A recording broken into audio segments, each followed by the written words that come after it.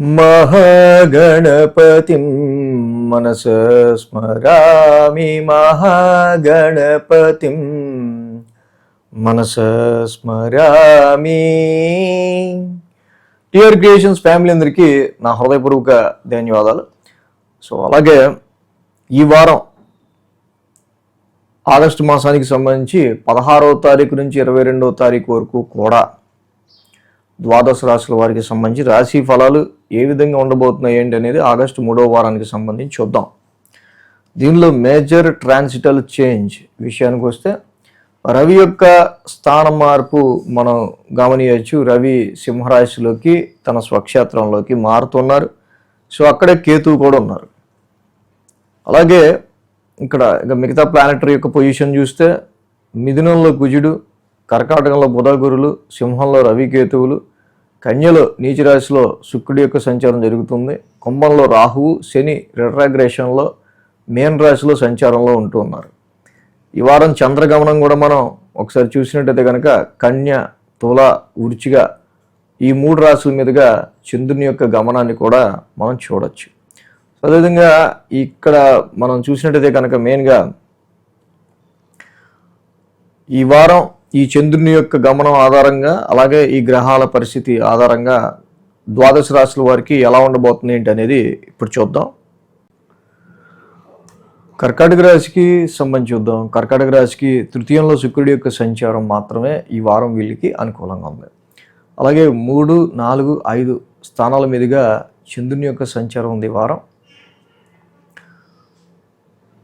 So ఆది సోమ 2 రోజులు కూడా చంద్రబలం రాశి వాళ్ళకి అనుకూలంగా ఉంది. వారం ప్రారంభం ఏదైతే తృతీయ స్థానం నుంచి చంద్రుని యొక్క సంచారం ఉందో, సో ఇక్కడ కొన్ని సార్లు కొన్ని సందర్భాల్లో మీడియేటర్స్, థర్డ్ పర్సన్స్ వీళ్ళ వల్ల, ఫ్రెండ్స్, కొలీగ్స్ వల్ల కొన్ని చికాకులు, ఇబ్బందులు, డిస్టర్బెన్సెస్ ఉండే ఆస్కారాలు ఉంటాయి. కొంచెం జాగ్రత్తగా ఉండాలి.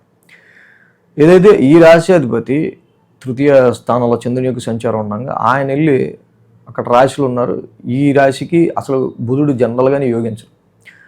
అలాంటి ప్లానెట్ రాశిలో ఉండడం వల్ల అనేకమైన ఆలోచనలు, తెగని ఆలోచనలు. సో ఆలోచనల వల్ల ఏమన్నా దానికి ఎండ్ ఉంటుందా, దానికి ఏమైనా సొల్యూషన్ ఉంటుంది, ఏముంటుందో ఊరికే ఆలోచనలు అనేవి ఉంటూ ఉంటాయి. సమ్ టైమ్ షార్ట్ జర్నీస్ ఉండొచ్చు. సో అలాగే ఇందాక మనం చెప్పుకున్నట్టుగా తీసుకునే డెసిషన్స్ ఏమైనా మీరు ఇండివిజువల్గా తీసుకోవడం అనేది కర్కాటక రాశి వాళ్ళకి వారం ప్రారంభం ఆది సోమవారాల్లో చాలా మంచిది. ఇక మంగళ బుధవారాల్లో మనం చూస్తే కనుక చతుర్థ స్థానంలో చంద్రుని యొక్క సంచారం.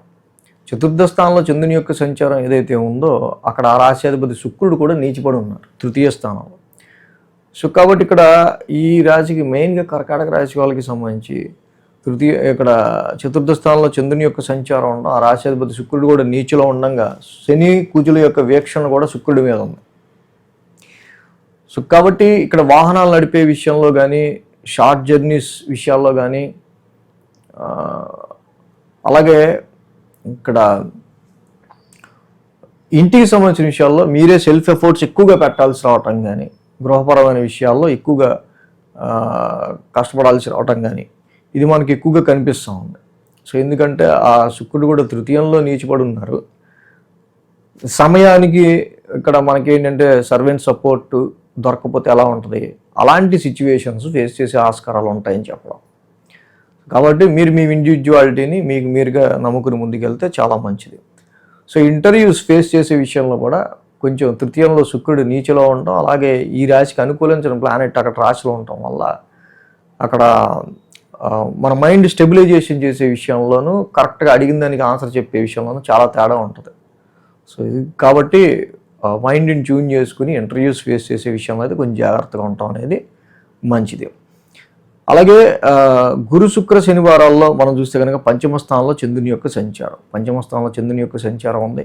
ఇన్వెస్ట్మెంట్స్ రీత్యానో, సంతానపరమైన రీత్యానో, ప్రొఫెషనల్ రీత్యానో ఏవో ఖర్చులు అనేవి ఈ రాశి వాళ్ళు ఎక్కువ కనిపిస్తూ ఉన్నాయి. ఎందుకంటే రాశ్యాధిపతి చంద్రుడి నీచులు వాడుతున్నాడు. అక్కడ రాశ్యాధిపతి చంద్రుడు నీచి పట్టడం, అలాగే ఆ కుజుడు కూడా సరిగ్గా లేకపోవటం మెయిన్గా. కాబట్టి ఇన్వెస్ట్మెంట్స్ విషయంలోనూ, సంతానపరమైన విషయంలో చాలా జాగ్రత్తగా కేర్గా ఉండాల్సిన అవసరం అయితే ఈ రాశి వాళ్ళకి మెయిన్ కనిపిస్తుంది. కుజుడి యొక్క వ్యయస్థాన సంచారం కేజింపావు కందులు, ఒక రెడ్ క్లాత్ మంగళవారం సుబ్రహ్మణ్య స్వామికి అభిషేకం చేసి దానం ఇవ్వటం మంచిది. నిత్యం సుబ్రహ్మణ్య కరావలంబ స్తోత్రం చదువుకోవడం చాలా మంచిది. రవి యొక్క సంచారం కూడా ఈ వారం నుంచి ద్వితీయంలోకి మారారు, రాశి నుంచి ద్వితీయంలోకి వచ్చారు. ఫైనాన్షియల్గా తీసుకునే డెసిషన్స్ విషయంలో అంటే sun is the burn and fire and very flame planet, heat planet. But financial dryness అనేది ఆర్థిక పరంగా కొంచెం రాబడి కంటే మనకి ఈ ఆర్థికపరమైన డ్రైనెస్, అనుకోని ఖర్చుల వల్ల ఎక్కువగా డ్రైనెస్ ఆఫ్ మనీ కనిపిస్తూ ఉంది. సో కేతుతో కూడా కలుస్తున్నారు కాబట్టి ఫైనాన్షియల్ మేనేజ్మెంట్స్ విషయంలో కొంచెం జాగ్రత్త వహించడం మంచిది. వాక్ స్థానంలోనే ఉన్న రవికి జపాకుసుమ సంకాసం, అలాగే కేతువుకి ఫలాస పుష్ప సంకాసం. సో ఈ రెండు కూడా చదువుకోవడం, రవి కేతువులకి నవగ్రశాంతి మంత్రాలు చదువుకోవడం డైలీ చాలా మంచిది. ఈ వీడియో కనుక మీకు నచ్చినట్లయితే లైక్ చేయండి, షేర్ చేయండి. మరిన్ని అప్డేట్స్ కోసం సబ్స్క్రైబ్ చేయడం మాత్రం మర్చిపోకండి.